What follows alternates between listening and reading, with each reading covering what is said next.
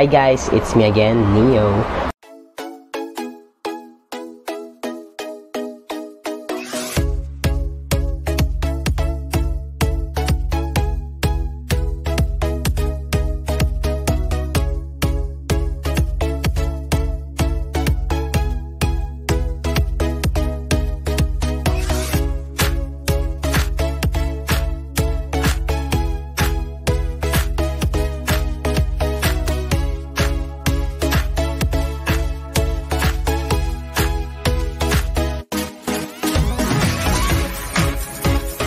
Okay, so ang topic natin today is yung mga types of bindings or types of binders na nagamit ko in the past. So, ano nga pala yung reason bakit kailangan natin mag-bind? So, sa mga katulad ko po na trans man, ginagamit po namin yung binder to hide our what we call man boobs or chest. So, gusto namin na something na we will feel comfortable na gamitin whenever lumalabas kami. Kasi, honestly, bra, hindi na kami ganun comfortable. Or katulad ko, hindi ako comfortable magsuot ng bra. So, I prefer using binders. So, dahil marami akong nagamit na binders before, eto na po yun. Ito yung mga, dito ko po bibigay yung explanation and experiences and ano yung mga pros and cons ng mga nagamit ko na binder. For you guys, sa mga magsisimula pa lang o sa mga may planong mag-binder, ito na po yung parang magsisilbing guide nyo para mamili kung ano yung best na magiging effective and mas makifeel yung komportable kayo.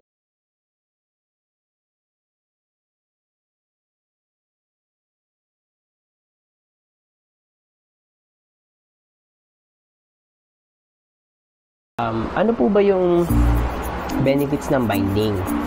So, para sa akin, unang-una, mas nakakatulong siya na, yun nga, ma-hide yung man boobs namin and also to make our daily lives more comfortable kapag lumalabas kami ng bahay.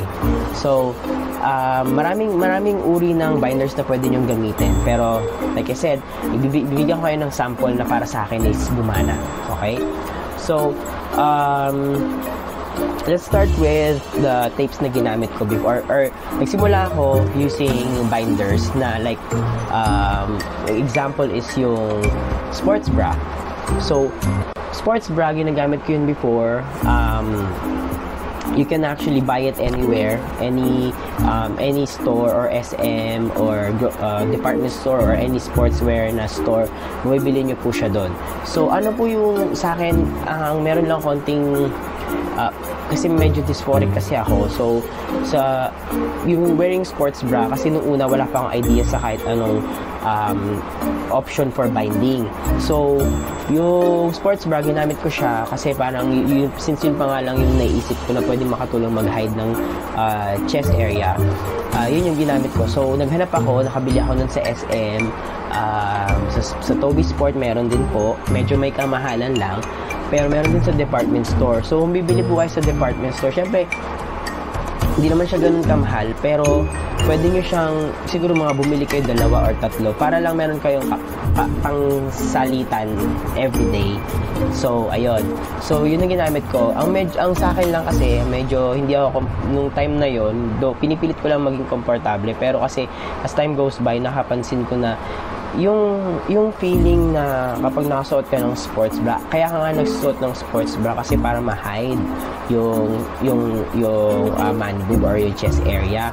So, may times na naka-sports bra ako, tapos nakikita ko sa likod ko, may mga konting taba ako na kapag dun sa sports bra na lumalabas, tapos nababakat siya sa damit, na parang para sa akin feeling ko, kapag nakita ko yung sarili ko, ay, ano to, ganito to, naka-sports bra, ganito, ganyan. Parang hindi ako komportable kapag nakikita ko yung shape na meron siyang something sa likod, na meron, yung thought na meron akong suot na something. And then, next is yung chest binder. So, ipa-flash ko na lang po yung mga pictures kung ano yung mga itsura niyan. So, we have, marami akong, hindi naman marami, siguro meron akong few chest binders na nasuot before. Yung isa yung sando type pero kalahati lang, and then yung isa yung parang rubber lang siya na isusuot mo lang ng buong ganon, tapos sabihin dito na siya, yun. yung ito po hindi po to hindi po to sponsored. This is just for the sake na meron po akong ma-share na knowledge dun sa mga katulad ko po na seeking ng answers about sa mga binding or binders. So ayun po. So yung isang ginamit ko is, ang brand po niya is Evixi. Evixi po yung pinagkuhanan ko. Saan ko po siya nabili? Online through Instagram. Pwede nyo po siyang i-search Evixi binders or Evixi binding, ganyan. Lalabas po siya doon. Tapos, yung seller naman po is very accommodating. So, pwede nyo siyang i-chat anytime. And then, pwede kayong magtuloy din ng conversation nyo through Viber. Bibigyan ka din nila ng contact numbers nila. Then, depende kung saang lugar. Sa akin kasi, parang malapit lang yata ako yung place ko sa place nung nagbebenta, sa kaya tinagal lang mga 2 to 3 days lang na receive ko na yung item. How much siya before kasi hindi ko na matandaan, pero mga nasa hindi ko na matanda, pero less than 500 siya. So siguro mga 300 plus ganun, or more than that. Ay, hindi. 700 plus yata. Basta ganun. Basta hindi siya yung isang peraso ng chest binder from Evixi. Hindi po siya aabot ng more than 1,000. So, kung meron po kayong konting or extra pera or extra savings, ganyan, para sabi ko na pwede nyo pag-investan po yung binder ng Evixi kasi magagamit niyo po talaga siya, sobrang safe, sobrang secure nung feeling, and at the same time maganda siya. Kapag nakasuot ka ng t-shirt, sobrang makikita mo flat talaga yun. So yun yung pros ng Evixi binder. So para sa akin naman, yung hindi ko lang nagustuhan is yung kapag sobrang init, ramdam na ramdam mo yung pawis mo tumatagaktak sa likod, tapos nanlalapot ka kasi kunyari nasa gitna ka ng field or araw, ramdaman mo sobrang init. So tsaka tawag dito, pag nagsiswimming, medyo nahihirapan lang ako huminga kasi nga dahil tight siya. So parang yun lang siguro yung mga na-experience ko before na hindi siguro mga disadvantage lang kapag nagbabinder ka. Yung syempre kapag nag-swimming ka, kailangan lubog ka, mag-hold ka ng breath mo. So tas may binder ka pa, parang naiipit na nga din nun yung katawan mo, kaya medyo nahihirapan kang huminga. Pero so far yun lang naman yung naging disadvantage nung binder na ginamit ko before. So next is KT tape. So again, KT tape or Kineso tape, pwede nyo siyang bilhin sa Toby Sports or any sportswear shop, mabibili nyo siya doon. So kung magkano, less than 500 or no, meron kasing nasa depende kasi sa haba or depende sa length nung tape na pipiliin mo, pero less than 1,000 lang din siya. Kung gusto niyo ng medyo pang matagalang gamit, yun nga, makakabili na kayo in less than 1,000 pesos. So akin honestly, nagustuhan ko naman siya, pero kasi ilang saglit ko lang siya nagamit kasi parang sa akin sa una lang talaga siya, experience ko lang to guys, sa una ko lang siya nagustuhan kasi medyo sobrang yung elasticity niya okay. Kaya lang kasi nung sinuot ko na siya, parang too much yata na, or sobrang ikli yata yung ginamit ko. Siyempre pagka maikli yung ginamit mo, ang ginagawa mo kasi diba ini-stretch mo siya. So since originally hindi maiksi lang siya, napipilitan yung chest mo na mapitpit talaga ng bongga, tapos sa sobrang dikit niya nahatak niya ibang skin na nagkukos ng parang nagpapalpos ganun, nagtutubig kasi parang nahatak niya yung balat mo ganyan. Yung nagustuhan ko naman, yun nga, nagustuhan ko sa kanya is yung elasticity niya ganyan. And pero the rest hindi ko talaga, I mean, kung i-rate ko siya 1 to 10, i-rate ko siya ng 2. 2 lang yung part na nagustuhan ko siya dahil lang dun sa elasticity niya, pero the rest hindi ko siya hindi ako naging masyadong komportable gamitin yung KT tape kasi nga sobrang masakit siya, lalo na pagtatanggalin mo masakit. Pag ikakabit mo medyo matrabaho kasi may papel pa yun eh, may papel pa yun sa loob bago mo talaga siya matanggal. So yun, pero nabibili po siya sa Toby Sports or sa mga any sportswear brand or shop, pwedeng siyang bilhin doon. So less than 1,000. And meron po tayong tinatawag na paper tape. So ito po yung dito sa harapan ko, yan tatlong yan. Ito yung from luma kong ginamit, sunod kong ginamit at pinaka-recent kong o pinaka-latest kong ginagamit for so many years. So ito po, ito yung tinatawag na paper tape or medical tape. So kung hindi nyo po baka nakakita nito, ito yung mga ginagamit dati nung pagka nagkakaroon po sa ospital yung mga in-injectionan, nilalagyan ng ganito, ito po yun. So nagtry ako nito, pwede nyo itong bilhin sa Mercury drugstore o sa kahit saan pong drugstore na mabibilan nationwide, pwede po kayo makabili nito. So ito, mura lang po ito, mga depende din siya sa size ng tape na bibilin mo kasi meron nito na sobrang laki, ganyan, sobrang kapal. Meron din naman yung parang sakto lang. And this is just less than may iba na less than 100 or sabihin natin less than 500. Depende na yun sa size. Ayun. So, bakit ko ito tinry before? So, tinry ko siya kasi natuwa ako sa kanya kasi sobrang easy tear siya. So, yan. Pag tinignan mo, ganon. So, pag tinanggal mo siya, madali lang. Ang problema kasi nandito is, yun, ang gusto ko dito kasi sobrang madali siyang tanggalin, mura, and madaling makita, madaling mahanap sa kahit saang tindahan o saang bilihan. Ang ayoko lang dito, hindi ko lang nagustuhan dito kasi is madali siya matanggal. So konting pawis lang, pag nakadikit siya ganyan, konting pawis lang, siya na mismo yung gumigive up, bumibitaw na siya. Parang gawa mo, char. Bumibitaw na siya. Parang gawa mo, char. Ayun nga. So, ito bumibitaw siya. So, hindi siya pang matagalang gamit.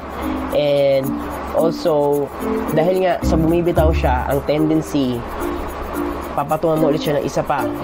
Patong ka ulit, isa pa. Ganyan, patong.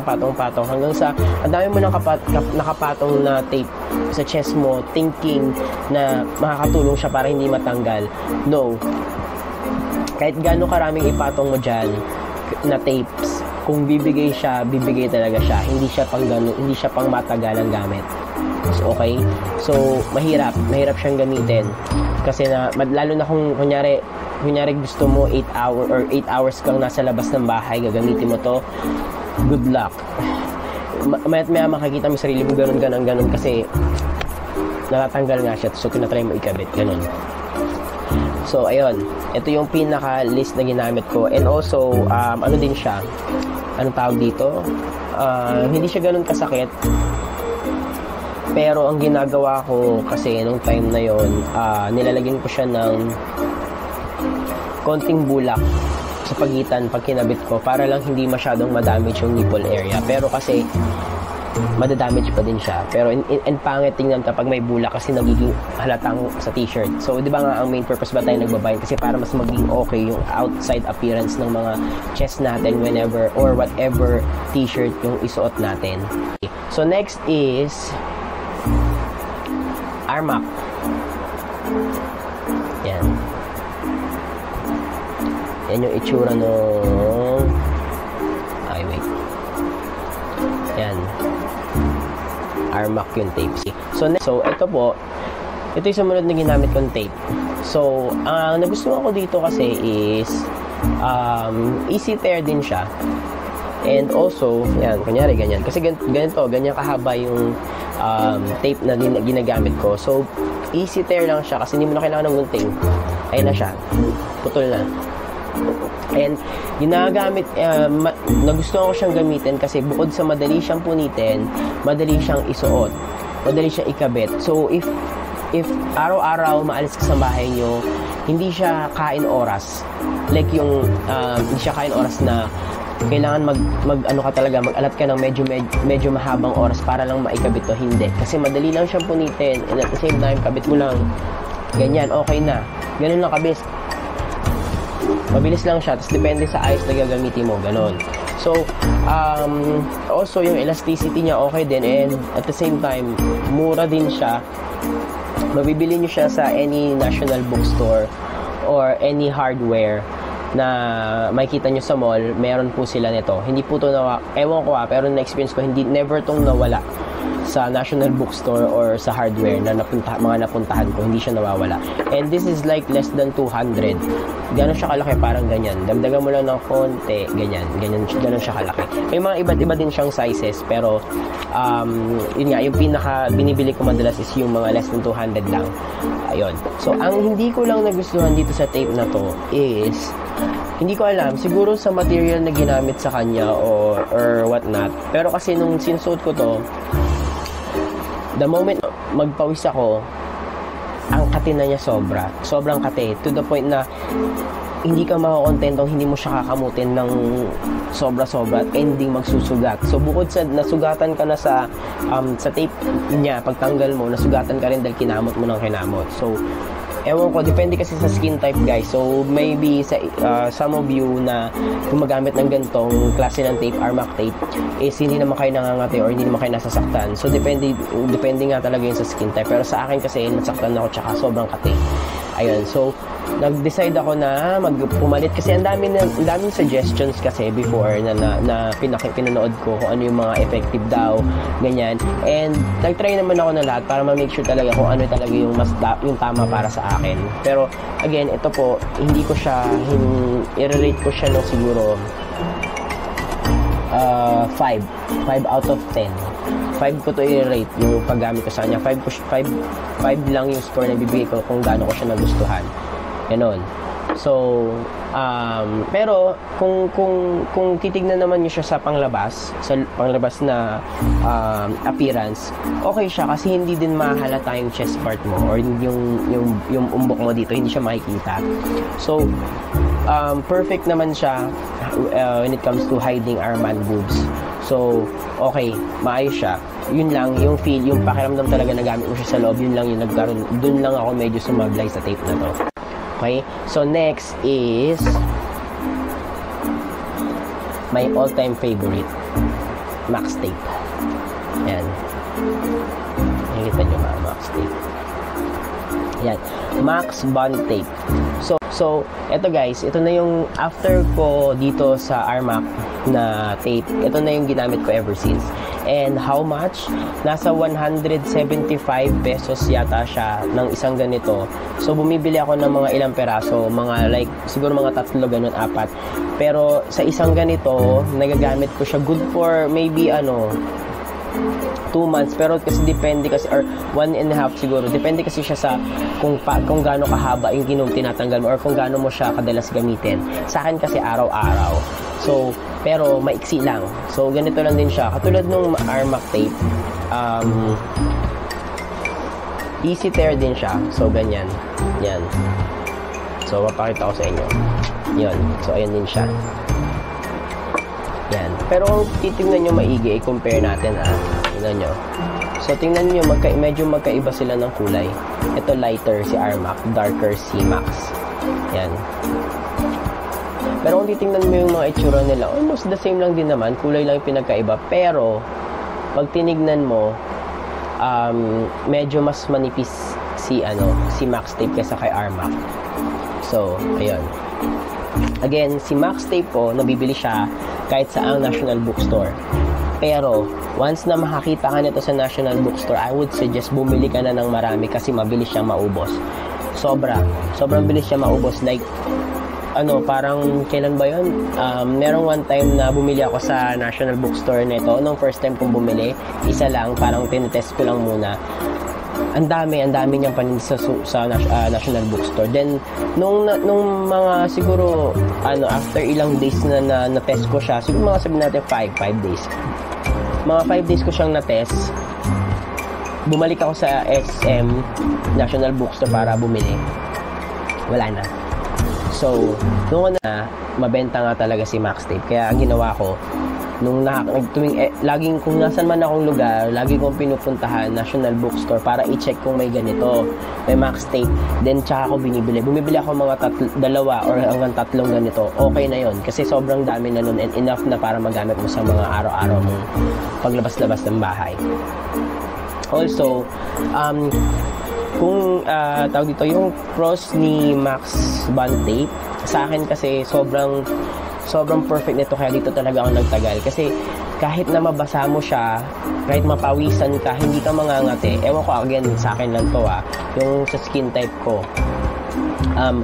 Pag ito ginagamit ko, hindi ako kahit pawisan ako, kahit mabasa siya, hindi siya matatanggal agad. Kahit pawisan, hindi makati. And ang napansin ko lang dito is masasaktan ka. Though, masakit siya tanggalin, pero syempre kailangan dahan-dahan, di ba? Hindi naman ganun, so parang tingin mo wax, hindi. Dahan-dahan mo siya tatanggalin, pero kasi based on my experience, pag pinatatagal ko tong suot ko, like 2 days, then 2 days ko siya bago tanggalin. Pagdating ng 2 days, pag tinanggal ko siya, smooth na lang, hindi na siya, wala na yung aray, wala na yung kurot feeling, ganon, wala na ganon. So, pero kung like kakakabit mo lang, kunyari ngayon nagkabit ako, tapos lumabas na ako saglit kasi namalengke ako, gano'n. Pagbalik ko, tatanggalin ko na, yon masakit yon. So, makikita mo, magkakaroon ka ng mark na mapula. Mamumula yung pinagtanggalan mo. Yun. Pero other than that, sobrang okay ng Max Tape para sa akin. Sobrang nagustuhan ko siya. I-rate ko siya ng mga siguro 10. Hindi, kasi parang wala na akong maisip na mas magiging better sa Max Bond Tape. So, kaya ako siya bibigyan ng 10. And, yun nga, less than 175 pesos lang siya isang ganito. So, nabibili din siya sa National Bookstore. Doon lang ako nakakita talaga ng Max Bond Tape. Yan. So, pwede mo siyang gamitin swimming, kahit naka-white ka na t-shirt, like most of the people na katulad ko, sobrang hindi kami ganun ka-komportableng magsuot ng white shirt dahil nga sa sobrang nakikita or bakat yung chest namin. So, pag nagganito ka, sa akin again guys, ito kasi kaya siya nag-work sa akin kasi medyo yung size ng chest ko hindi din naman malaki, hindi din maliit. So, meron lang siya. Parang medium ganon. Ito yung pwedeng gamitin sa mga katulad ko na medium size yung chest. So, ayan, pwede. Pero kung medyo bigger or meron kang malaking chest part or chest area, para sa akin ang masasuggest ko is yung Evixi binder. Yun, kasi mas okay siya, you will feel more comfortable wearing it. Kasi dito kasi, small part lang or small area lang ng chest mo, yung pwede niyang makover. Like, for sa akin, sa gitna lang, ganon. Kasi kapag the moment na tinake ko na siyang ganon, kapag nakasuot ako ng t-shirt, okay na siya, hindi na siya halata. So, yun. Pero, ito yung pinaka the best na nagamit ko so far, and I'm still using it like for so many years na. Max Bond Tape talaga ako, and nagpapanik ako kapag nauubos na siya. Ayun. So, and guys, so if meron kayong ibang suggestion para sa akin naman, sa mga katulad ko po na nahirapan maghanap ng mga tapes na pwede or binders na magagamit ninyo, ito na po yung hinahanap yung video ng mga comparison and suggestion kung saan nyo siya mabibili, magkano, and all that. If meron kayong iba dito na nagamit, like kung meron sa inyo na gumamit ng alin man sa mga to, or kung alin man na hindi ko na naibanggit dito pero na-flash ko sa screen, feel free to comment down below.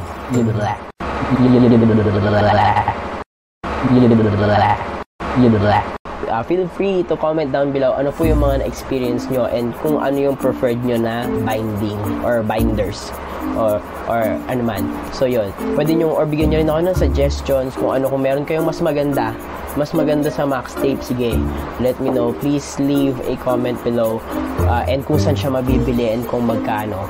And ayun, so So far guys, ito na lang muna. Ito po yung mga reviews ko sa mga tapes na nagamit ko before, yung mga na-experience ko. So, if you have any questions or any suggestions, please comment down below. It also, I would leave a link below sa description ng video na to kung saan nyo po siya mabibili, or yung kung gusto nyo pong bumili ng Evixi binder. Hindi po to sponsored, bibigyan ko lang po kayo ng idea. In case na gusto nyo yun, ilalagay ko po yung link ng Evixi binder ng Instagram account nila sa description below.